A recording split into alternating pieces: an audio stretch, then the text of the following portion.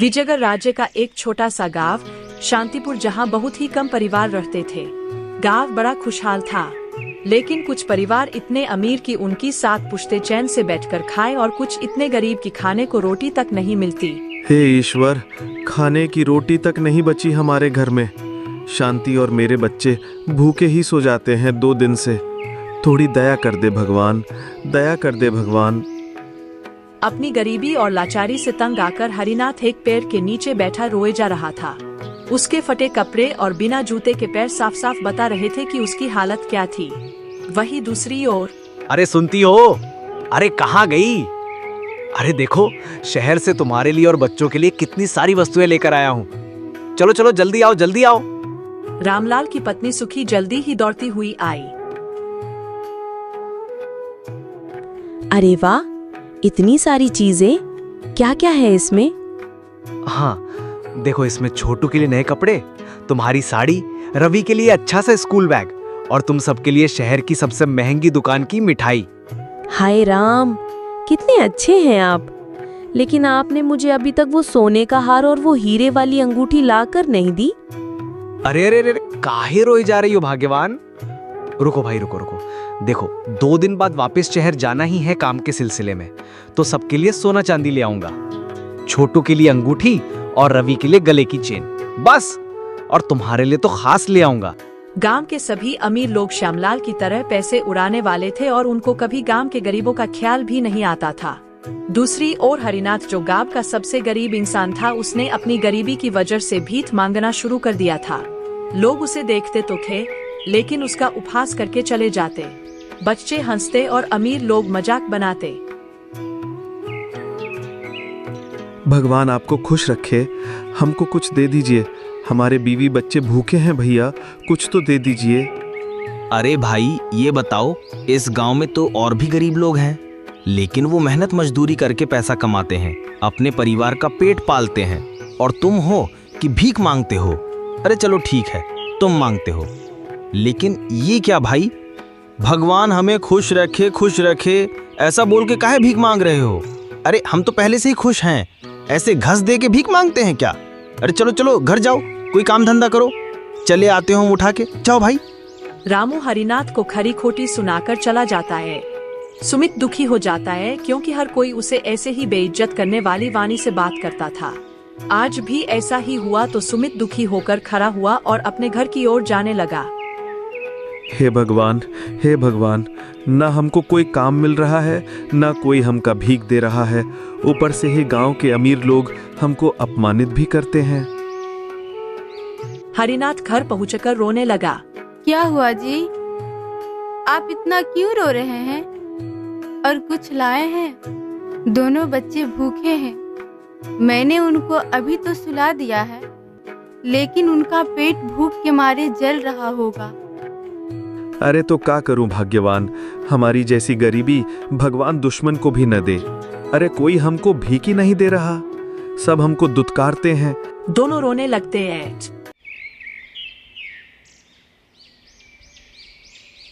ऐसे ही शांतिपुर में कई सारे दिन बीत गए और अपनी गरीबी से तंग आकर हरिनाथ आत्महत्या करने तालाब तक पहुंचा।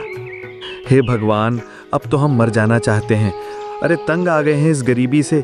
हमको लगता है कि हमारे किस्मत में कुछ लिखा ही नहीं है, और जो कुछ अच्छा था भी हमारे भाग्य में, वो भी इस समय जा चुका है।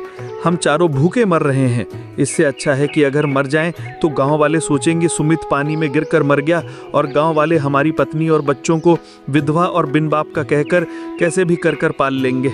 हमसे तो न पाला जा रहा। हमको माफ कर देना बच्चों, मैं जा रहा हूँ। अब सुमित पानी की ओर जाने लगा, तभी उसके पास रामू आता है।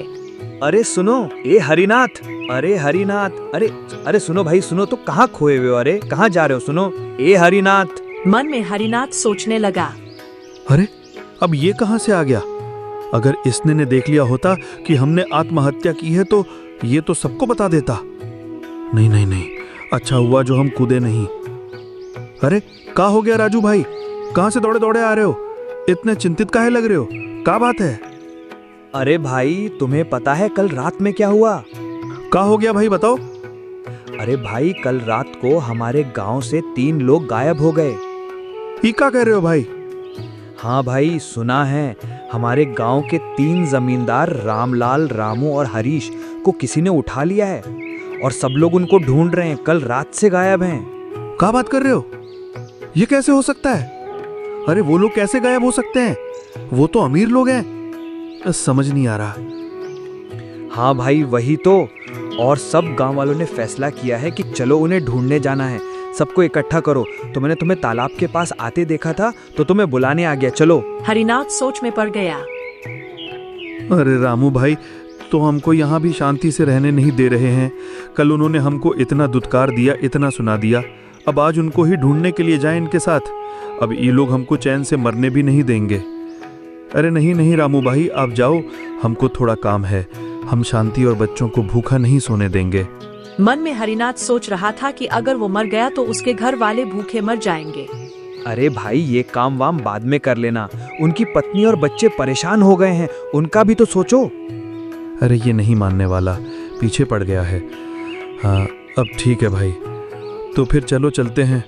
हरिनाथ सोच में डूबा था। आज भी सबको भूखा सोना पड़ेगा। बच्चे और पत्नी तो हमारे लिए भी परेशान हैं, भूखे हैं, अचिंतित हैं, और हम उन अमीरों को ढूंढने में लगे हैं जो गांव में हमको भीख तक नहीं देते। क्या दिन आ गए हैं। अच्छा वैसे राजू भाई, ये तो बताओ कि आपका जीवन कैसा व्यतीत हो रहा है? घर चल रहा है ना? अरे क्या चल रहा है भाई, कभी कभी भूखा सोना पड़ता है। हाँ।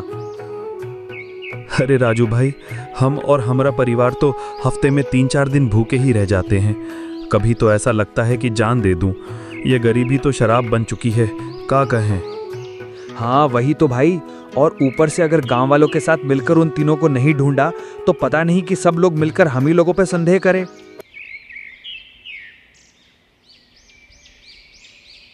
उसी शाम को जब सब इकट्ठा हुए तो पता चला कि सुनो सब गांव वालों, हमारे गांव में कल रात एक अजीब घटना हो गई है। हमारे गांव के 4 लोग अजीब तरह से गायब हो गए हैं।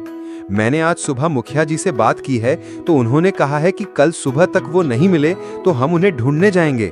लेकिन रघु, हम उन्हें ढूंढेंगे कहाँ? पहले गांव के घर घर में, फिर तालाब में और फिर जंगल में। लेकिन तालाब के पास दोपहर तक तो हम ही थे, वहां कोई नहीं था रघु। तो फिर गांव के हर एक घर को तलाशना होगा। कहीं उन जमींदारों के पैसे और अमीरी की वजह से किसी ने अगवा तो नहीं कर लिया। हरिनाथ अपने घर आया और अपने 5 साल के बेटे और 6 साल की बेटी को भूखा सोए हुए देखकर रोने लगा। यह कैसी मुसीबत है हमारे जीवन में जी। अब आप भीख मांगने की बजाय पहले दूसरों के घर में जाकर लोगों को ढूंढेंगे। अरे तो क्या करूं लक्ष्मी, हम मना भी तो नहीं कर सकते ना। क्यों मना नहीं कर सकते? जब आप उन अमीरों से मदद मांगने जाते हैं तो वो और उनके बच्चे आपके गरीब भी और हमारी मजबूरी का मजाक उड़ाते हैं। दोनों पति पत्नी बातें कर रहे थे और रोए जा रहे थे। रात बहुत हो गई थी तो उन्होंने चटाई बिछाई और सोने लगे, लेकिन सुमित की आंखें नम थी। हम आधी रात में ही जाएंगे, सुबह होने से पहले ही तालाब में कूदकर जान दे देंगे, ताकि सबको हमारे परिवार को परेशान करने का मौका भी न मिले और लक्ष्मी और बच्चों को भूखा न सोना पड़े। ए बिटवा, तुम्हारी बहुत याद आएगी। हाँ चलो, अब समय आ गया है। अलविदा बेटा, अलविदा लक्ष्मी, अलविदा। नम आंखों से वो अपने बच्चों पर हाथ फेरता है, घर से बाहर निकलता है और चलने लगता है। अरे वो कहाँ है? परछाई? ये परछाई कैसी है? और वो लोग कौन है? हाँ, ये तो वीरो सिंह है। इनको कौन उठाकर जा रहा है? और वो लोग कौन है? यह नजारा देखकर हरिनाथ डरने लगा और एक पेड़ के तने के पीछे छिप गया।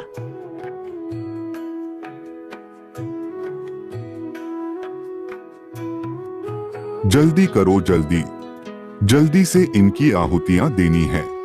जल्दी इन अमीरों को यज्ञ की आहुतियों में स्वाहा किया जाएगा। जल्दी करो, जल्दी करो। हाँ, ये कहा? उसने तो यज्ञ की आहुति में स्वाहा करने की बात की। अरे ये हैं कौन लोग? थोड़ी देर में सारे लोग घने जंगल में ओझल हो गए तो हरिनाथ बाहर निकला और तालाब के पास पहुंचा। अब मरने से कोई ना रोक पाएगा। वो कूदने ही वाला था कि उसके मन में विचार आया। कल इतने सारे लोग गुम गए, पता नहीं चला कि मारे गए या जिंदा हैं, और आज पता नहीं ये इतने लोगों को किसने अगवा कर लिया।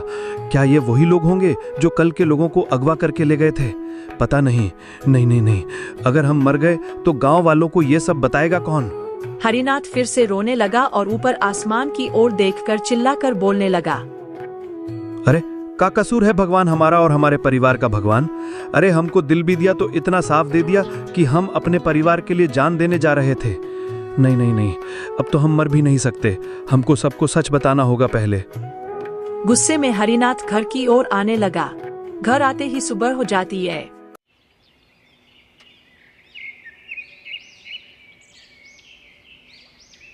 हरिनाथ की पत्नी लक्ष्मी उससे पूछती है, अरे कहाँ थे आप? अरे लक्ष्मी, वो हम जंगल में फल तोड़ने के लिए चले गए थे सबके लिए। ये लो, ये तुम भी खा लो और बच्चों को भी खिला देना। आपने खाए? अरे हाँ हाँ हाँ हाँ, हमने खा लिए। अब तुम भी खा लो। हम जरा एक काम निपटा के आते हैं। ठीक है, तुम खाओ तुम खाओ। हरिनाथ ने सबको इकट्ठा किया और जो उसने देखा वो बताया। हाँ, तो यही देखा आज हमने सुबह। अरे वो सब लोग भी तो गांव के अमीर लोग ही थे ना। अरे पता नहीं अमीरों को अगवा कौन कर रहा है, और ना तो कोई फिरौती मांग रहा है और ना कोई हमसे बात कर रहा है। ये चक्कर कहाँ है? भगवान, मेरे बच्चे इतने छोटे छोटे, मैं कहाँ जाऊंगी? हे भगवान, किसे बताऊंगी? मेरे पति को कौन छुड़ाएगा? बहन जी, आप रोइए नहीं, हम उन्हें ढूंढ लेंगे, चिंता मत करिए। आपने कहा वो लोग तालाब से दूर जंगल में गए थे। हाँ हाँ, घने जंगल में जाके ओझल हो गए। अरे वो जंगल ही श्रापित हो गया है। कुछ दिनों पहले ही ऋषि मार्कंडेय ने हमें उसके बारे में अवगत कराया था कि वहां पर मत जाना। जंगल नहीं, तालाब श्रापित है। जो भी उसके भीतर जाता है वो कहीं मिलता ही नहीं। अरे ये कैसी बात कर रहे हो रघु भाई? कल ही तो मैं और रामू वहां पर थे। ये कुछ लोग हैं जो हमारे गांव के अमीरों को अगवा कर रहे हैं। हाँ। उसी वक्त वहां पर एक साधु महाराज आते हैं। हरिओम हरिओम हरिओम। मुझे इस गांव का संकट यहाँ खींच लाया। आप कौन हैं साधु महाराज? हमारे गांव में आपका स्वागत है। बताइए, हम आपकी क्या सेवा कर सकते हैं? हमें कोई सेवा से मतलब नहीं है बेटा, हम तो बस एक बात बताने आए हैं। हाँ, आप तो वही साधु लगते हैं महाराज जो कुछ समय पहले भी आए थे, है ना? हाँ बेटा, अब इस बार इसलिए आया हूँ ताकि तुम लोगों को थोड़ा चौकन्ना कर सकूं। अरे क्या हो गया साधु महाराज? देखो बेटा, जो वहां अगवा हो चुके हैं वो जीवित हैं, लेकिन अगर तुम में से कोई उस जंगल में जाएगा तो वो एक चमत्कारिक शक्ति के हाथों मारा जाएगा। क्या कहा? मेरे पति मारे जाएंगे? नहीं। अरे रोना बंद करो, वो सब लोग वापस आ जाएंगे। लेकिन कोई भी, आखिर कुछ भी क्यों ना हो जाए, उस जंगल में नहीं जाएगा तो वो लोग सकुशल रहेंगे। हरिओम हरिओम हरिओम। मैं चलता हूँ, मेरा आदेश भूलना मत। साधु की ऐसी बातें सुनकर सब डरने लगे। साधु महाराज तो चले गए, लेकिन सब गहरी सोच में पड़ गए। बहुत दुखी हो गए। कुछ लोग रोने लगे। चमत्कारी शक्ति के हाथों मारे जाएंगे? अरे भैया, इसका क्या मतलब हुआ? हाँ, लगता है कि श्रापित जंगल के शैतान ने उन्हें पकड़ लिया है। लेकिन जो हमने देखा वो कोई जंगल के शैतान नहीं थे।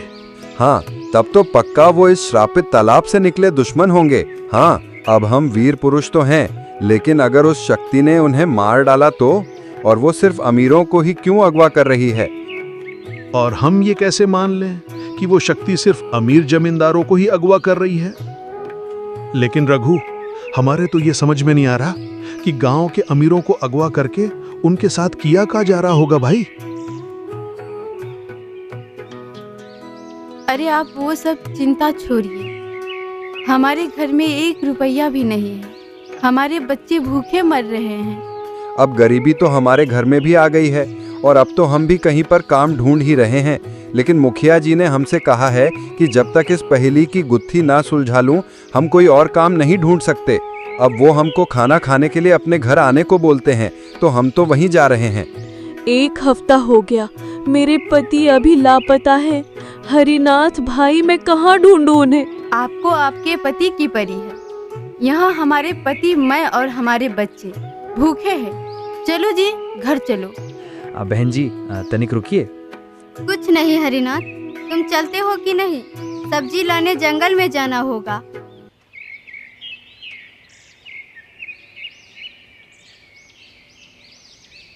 ना दिन में चैन था, ना रात के समय भी हरिनाथ को नींद आ रही थी। वो सोच रहा था। ऐसे ही सोचते सोचते सुबह हो गई और कई सारे दिन बीत गए। रोज हरिनाथ सोचता, क्या हो रहा है गांव में। बताओ भला, सिर्फ कुछ दिन पहले गांव के लोग कितने खुश थे, कितने सारे लोग गांव में बसते थे, लेकिन अब तो कोई घर से बाहर ही नहीं निकलता है। क्या दिन दिखा रहे हो भगवान। अब तो यह रोज का हो गया था। हर एक दिन में गांव के अमीर लोग गायब हो रहे थे और धीरे धीरे गांव बिल्कुल उजाड़ होने लगा, बंजर बनने लगा।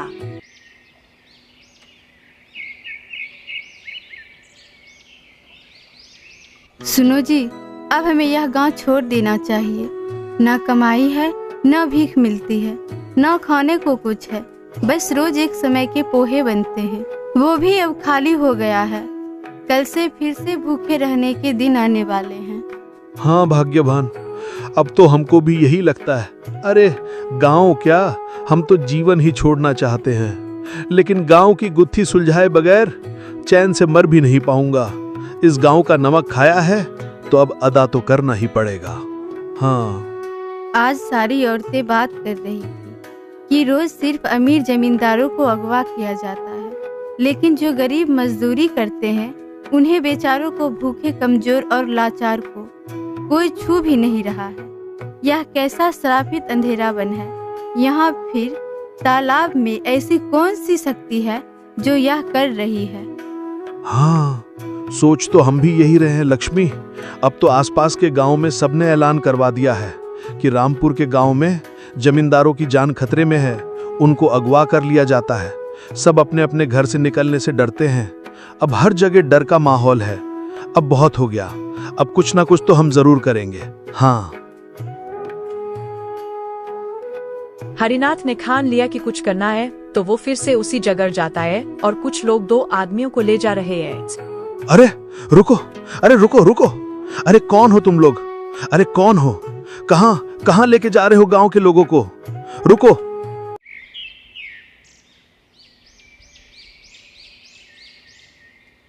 हाँ, हमको तो पहले से ही पता था ये कोई चमत्कारिक शक्तियां नहीं हैं। तो फिर वो साधु की बात? वो सब हम देख लेंगे।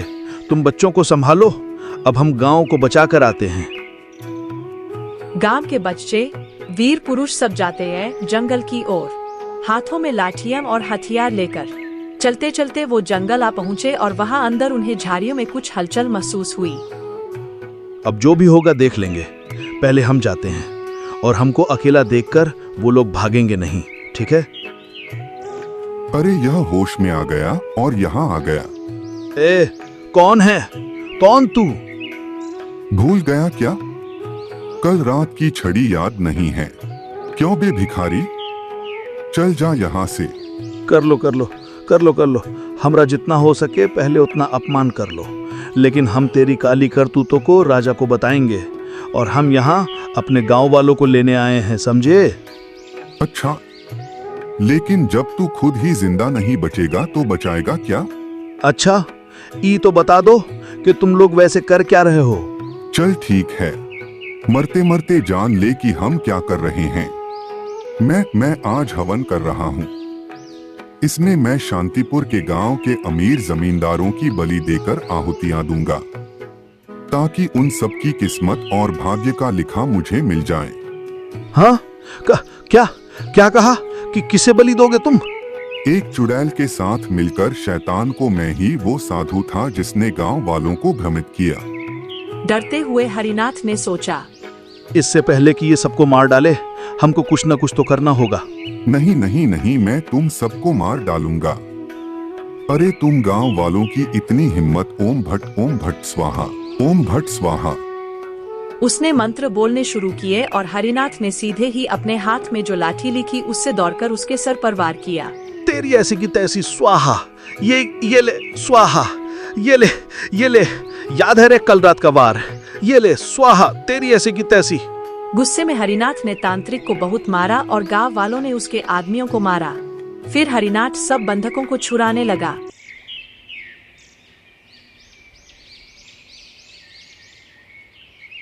अरे माफ कर देना हरिनाथ, मैंने तुम्हारा बहुत उपहास किया था। सुनो गांव वालों, आज मैं हरिनाथ को अपनी जमीन का 10वां हिस्सा देता हूँ, मेरी और गांव वालों की जान बचाने के लिए। अरे अरे नहीं नहीं विजय भाई, नहीं नहीं, आप इतना मत दीजिए। ये तो हमारा कर्तव्य था गांव के प्रति। मैं जो बोल चुका हूँ मैं वही करूँगा। हमारी जमीन का 10वां हिस्सा तुम्हारा हुआ। मेरी माफी मांगने की एक छोटी सी कोशिश समझ लो। अरे अब आप हमको शर्मिंदा कर रहे हैं, और ये तो हमारी और आपकी दोनों की किस्मत अच्छी थी जो हम गरीब थे। हाँ, नहीं तो उन्होंने हमको भी उठा लिया होता तो कोई बचा ही नहीं पाता। लेकिन हमारी गरीबी की वजह से ही हमको छोड़ दिया गया, और हम तो 2 बार तालाब में मरने भी गए थे। लेकिन देखो, भगवान को कुछ और ही मंजूर था। हाँ। अरे वाह वाह हरिनाथ भाई, तुम्हारी गरीबी ही बनी इस गांव का आशीर्वाद। सब हंसने लगे। इस तरह हरिनाथ की हिम्मत ने सारे अमीर जमींदारों को भी बचा लिया और अब वो गरीब भी नहीं रहा।